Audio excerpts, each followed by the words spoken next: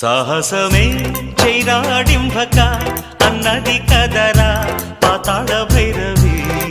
చొరవగా దుకకపోతే సాధించలేవురా నువ్వనుకున్నది. ధైర్యముంటే దక్కుతుంది రాకుమారి.